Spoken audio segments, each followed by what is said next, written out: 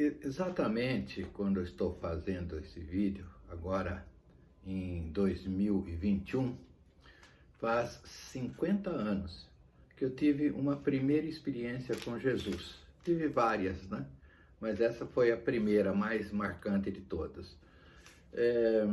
Eu, na época, morava em Jundiaí e meu pai estava muito doente, a gente sabia que ele estava próximo de partir. E eu tive que sair de Jundiaí e procurar conquistar minha vida. Aí fui para São Paulo, fui morar numa pensão. Na época as coisas eram mais fáceis do que hoje.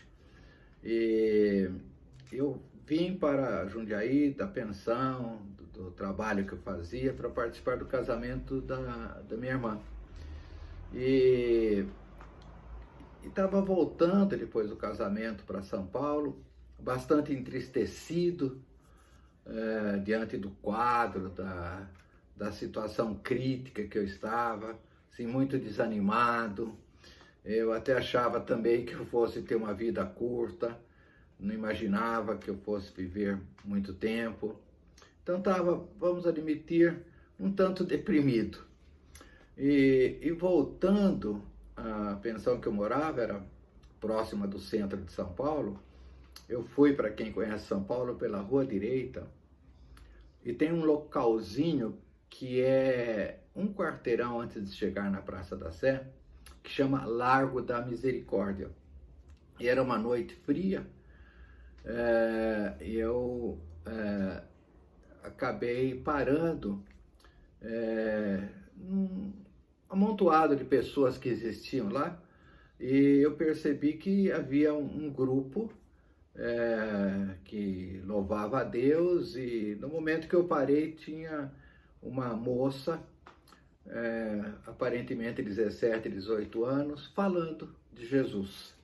E eu achei aquilo interessante porque, primeiro, a minha experiência, eu morava em sítio, né, também, era assim, de pessoas humildes, com pouca desenvoltura, que às vezes tentavam falar de Jesus para mim, né?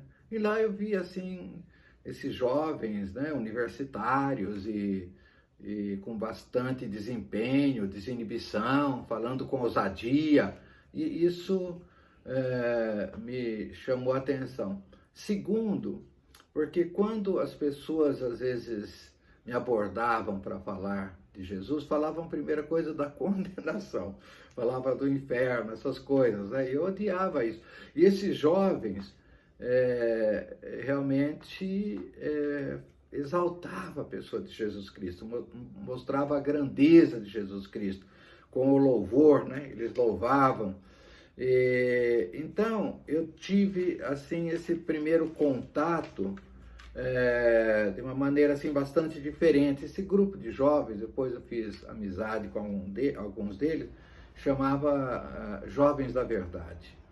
Eram jovens de várias igrejas que se reuniam para fazer o que eles chamavam na época de evangelismo, né, na rua. E assim, uma frase, como eu disse, essa menina de 17, 18 anos, falava com ousadia sobre a ressurreição de Lázaro, né?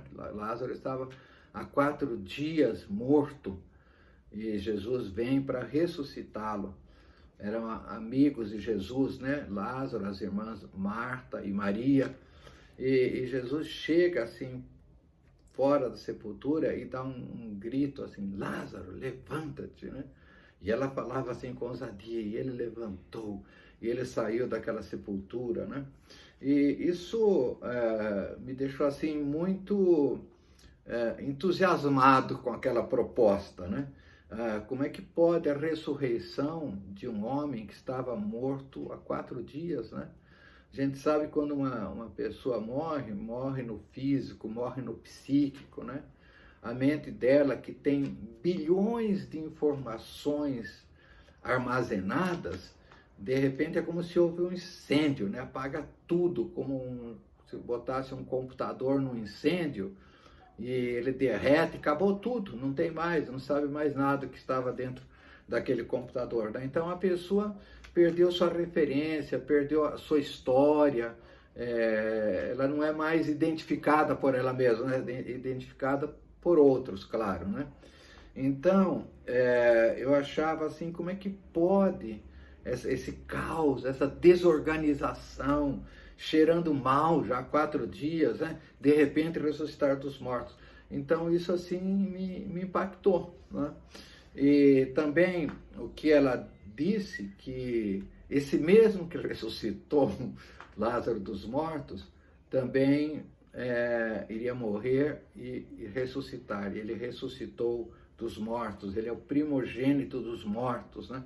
Isso marcou muito minha vida, não só naquele momento, mas depois disso, né?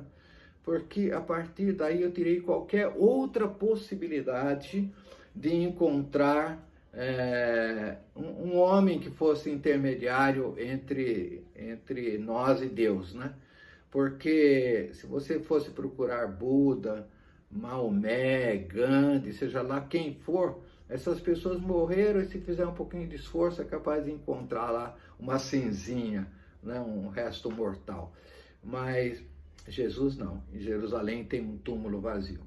Então, só quem ressuscitou a si próprio dos mortos vai também nos ressuscitar no último dia. Então, isso para mim mostra a diferença de Jesus, né? Porque o sacrifício de Jesus, a gente pode até dizer que outras pessoas também foram sacrificados, mártires, né? Mas a ressurreição não existe.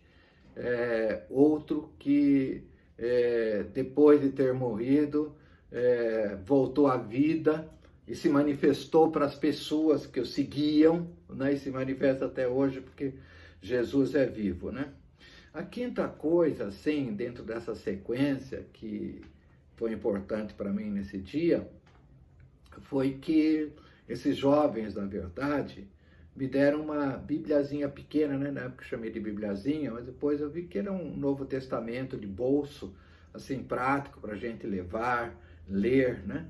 E eu comecei assim, um pouco à noite, antes de dormir, dar uma olhada, e aquilo me deixou assim muito apaixonado pelas coisas que eu via. Falei, nossa, mas será que isso é possível? Será que isso aconteceu mesmo, né? E aí eu tive uma experiência que foi até mais para frente do que isso. Eu lembro em Mateus capítulo 8, e tem outras passagens também, né?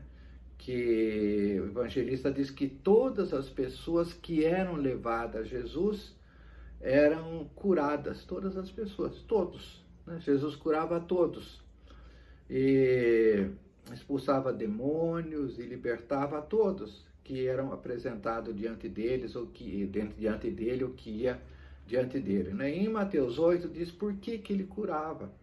Então diz o seguinte: para cumprir a profecia de um profeta, Isaías, que viveu 700 anos antes de Cristo se manifestar, que dizia que Cristo iria ser traspassado, quer dizer, iria para a cruz, e ele levaria as nossas iniquidades, as nossas dores, mas também as nossas enfermidades e as nossas doenças. Eu falei, nossa, então eu tenho 2 benefícios da cruz, né? Primeiro, que os meus pecados são perdoados, ele levou as minhas maldições, os meus pecados, mas também ele levou no corpo dele as minhas enfermidades, né? Eu falei, mas como é que eu posso crer nisso? Né? Tá escrito aí nesse texto, vocês podem verificar, que pelas pisaduras de Jesus, pelas chagas de Jesus, ele foi açoitado em praça pública, né? Nas suas costas as suas costas estavam feridas, filetes de sangue, e pelas suas pisaduras nós somos curados. Então, foi uma primeira experiência assim, bem concreta que eu tive, né? É interessante que a palavra de Deus fala, provai e vede que Deus é bom, né? Então eu quis fazer como uma prova, porque eu tinha tantos problemas, como eu falei, estava constantemente deprimido e, de fato, no ano seguinte, né, meu pai faleceu e todas essas coisas me afetaram muito, né? Parece que se tornou uma vida sem graça, sem objetivo. Então, eu tomava tantos remédios ainda jovem, né? E de repente eu falei, quer saber de uma coisa? eu quero ver se isso é verdade mesmo. Eu parei de tomar os remédios e fiquei por um tempo sem tomar os remédios. E eu fui percebendo que tudo foi curado, fui liberto de todos os problemas, eu fiquei são. Fiquei uma pessoa alegre, uma pessoa extrovertida, né, com esperanças, fisicamente bem. Então, não estou assim recomendando que pessoas doentes façam isso, né, parem de tomar remédio, mas claro, se tiver fé, né, a fé é a única maneira que nós temos de agradar a Deus, né? Então, precisa ouvir de Deus, precisa ter fé mesmo para fazer coisas assim. Mas é possível, né? Vou dizer para vocês, hoje eu já não tenho essa fé. E não tenho vergonha de dizer isso, né? Eu acho que aquela fé assim, a gente chama uma fé de um novo convertido, né? É um negócio assim, forte, né? E o que, além dessa prova que eu fiz lendo esse Novo Testamento, na época era só, o que eu ganhei era só o Novo Testamento, não tinha o Velho Testamento, né? Depois, mais para frente, eu fui comprar uma Bíblia e tinha o Velho Testamento. Então, eu passei a conhecer a pessoa de Jesus através dessa leitura, né? Jesus é conhecido por nós, assim, historicamente, né? Pelo mundo, Natal, né? Depois da festa da Páscoa. Mas Jesus é uma pessoa, e conhecer Jesus significa ter intimidade com ele, né? Um exemplo que eu sempre dou, né? Eu conheço muito sobre o Pelé, né? Edson Arantes do Nascimento, na minha época de jovem, ele foi e continua sendo o grande ídolo aí do futebol, né? Então ele é de Três Corações, ele jogou no Noroeste de Bauru, no Santos, no Cosmos, tem assim, fez 1000 gols, todas essas coisas, né? Agora, se eu encontrar com o Pelé na rua, num outro país, ô Pelé, meu amigo, que bom te ver, ele vai falar para mim, eu não te conheço, não é?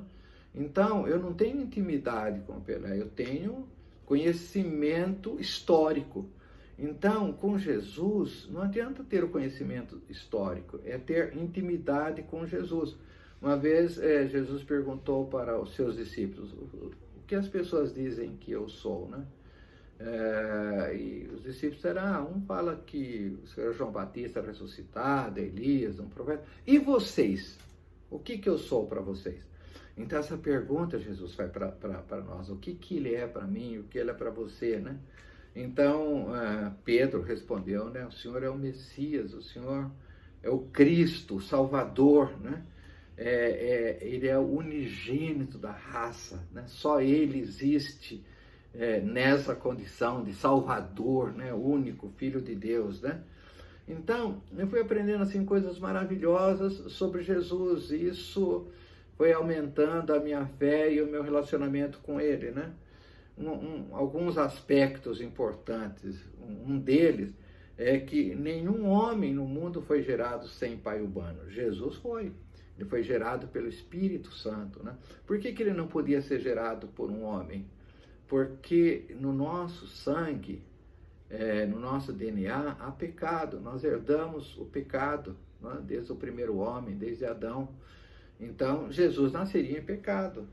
Mas ele sendo gerado pelo Espírito Santo, o sangue contaminado do pecado não estava no Espírito Santo. Então, o Espírito é santo, como diz a palavra. Então, uma virgem, né? Através de uma virgem ele nasceu. Então, Jesus nunca chamou José de pai, né? De Maria, mãe, sim. Mas José de pai, não, porque ele era um filho adotivo de José, né? Então, assim um milagre que não dá para a gente entender. Primeiro, uma virgem, né? Dar à luz. Segundo, ser gerado pelo Espírito Santo, né? Que glória, que coisa linda isso, né? Um outro aspecto importante, que Jesus nunca conheceu o pecado. As pessoas faziam várias acusações para Jesus, né? Com que autoridade você faz isso? E sempre os fariseus colocando Jesus na parede, né? Mas Jesus dizia assim, que se alguém me acusa de um pecado, né, pode falar. Vocês viram algum pecado em mim? E as pessoas ficavam caladas. Você imagina o que é Jesus passar quase 33 anos aqui na Terra, né? E nunca ter dito uma mentira, e nunca ter tido uma vaidade, um orgulho. Imagina assim, num milagre que ele fazia, né? De coisas assim maravilhosas, como essa de ressurreição de Lázaro. Ai, nossa, que coisa, né? Que eu fiz. Não, ele nunca teve assim, nunca foi egoísta, né? Não tem assim nem uma informação de Jesus assim fazendo qualquer coisa que pudesse desagradar o Pai, né? Eu creio que Jesus foi tentado por mulheres, coisas assim, e nunca ele cometeu pecado. Por isso ele podia pagar os nossos pecados. Ele disse: Pai, eu nunca cometi nenhum pecado, né? E eu não mereço morrer. Os que cometeram pecado, que é a sua criação, esses merecem morrer. Então eu quero morrer no lugar deles, eu quero pagar o pecado deles. E Deus aceitou esse sacrifício, essa proposta de Jesus, né? Por isso ele foi ressurrecto dos mortos. Também sinais maravilhosos que Jesus fez, né? Os discípulos diziam: quem é este que acalma o vento, as ondas do mar, né? Ele andou sobre as águas do mar, né? Imagina, ele caminhava, ele não precisava de barco, né? Ele multiplicou pães, né? De 3 pãezinhos, 2 peixinhos, alimentou 5.000 homens, né? Além das mulheres e crianças. Por 2 vezes ele fez isso, né? Jesus foi o único que pôde determinar o momento exato que ele queria morrer, que ele morreu, né? Quando ele estava na cruz, num certo momento, ele disse: Pai, a ti entrego o meu espírito. Ele disse: está consumada a minha obra. E expirou. Ele disse para o coração dele: pode parar de bater agora, né? Agora eu vou para o meu Pai. Então, que coisa assim extraordinária a gente pensar isso, né? E numa certa ocasião, Jesus disse que ele era capaz de dar a vida e tomar a vida de novo. Então, ele tem esse poder, né? E aí você vai conhecer a majestade, a glória de Jesus através da palavra, né? Ele mesmo diz: a mim foi dado todo o poder nos céus e da terra, né? É ele que vai voltar, julgar os vivos e os mortos, né? Ele que vai recolher a sua igreja para ele, a sua noiva, né? Agora, o que Jesus quer de nós? O que eu fui entendendo isso? Jesus quer um sim de nós, né? Como assim, num casamento, né? Tá lá o noivo, a noiva. Você acha que precisaria perguntar para a mulher: você aceita esse homem como seu marido, legítimo esposo? Você aceita essa mulher como sua esposa? Eles dizem sim, todo mundo sabe que eles vão dizer sim, mas é importante confessar, né? Então a palavra de Deus nos ensina assim: nós confessarmos que Jesus Cristo é o Senhor e crermos de todo o coração que ele foi ressuscitado dos mortos, nós seremos salvos. Então essa confissão, confessar Jesus. Mas no casamento existe uma coisa muito interessante também. Se você for pensar na noiva, né? A noiva, de repente, ela deixa a proteção do pai. Ela nasceu, né? num lar, o pai protegeu, cuidou dela todo aquele tempo. E de repente o pai entrega aquela mulher para outra pessoa que está começando a vida, que não tem nada, né? E ela vai e se entrega e confia naquela pessoa, que vai ser assim eficaz para cobrir, para abençoá-la, para protegê-la, como o pai fazia até então. Então, além do sim, existe uma entrega, né? Nós entregamos as nossas vidas para Jesus. Nós entendemos que ele passa a ser o Senhor da nossa vida, né? E isso é muito importante quando após a descida do Espírito Santo, as pessoas foram perguntar para Pedro: o que nós devemos fazer agora, né? Quando Pedro pregou sobre Jesus, e Jesus já tinha subido aos céus, Pedro disse: arrependei-vos dos vossos pecados. Isso é importante, né? Nós pecamos, e esse não é um processo único, uma vez. Nós estamos sempre, né? Na oração do Pai Nosso, diz: Pai, perdoa as nossas dívidas, as nossas ofensas, né? Então nós estamos constantemente nos arrependendo. E seja batizado em nome do Senhor Jesus Cristo. O batismo significa que você vai ser introduzido no cristianismo.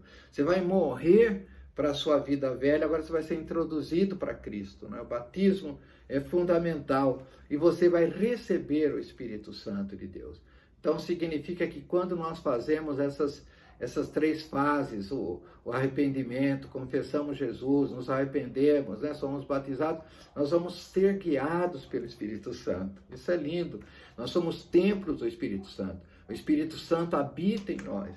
Então você passa a ter um habitante ilustre, maravilhoso dentro da sua vida. Agora passamos a ser templo do Espírito Santo. Eu louvo a Deus por esses 50 anos que eu conheci Jesus, né? E cada vez eu conheço mais, tenho mais intimidade com Ele e certamente um dia nós vamos morar, estar eternamente com Ele. Que Deus possa abençoar a todos vocês. Muito obrigado.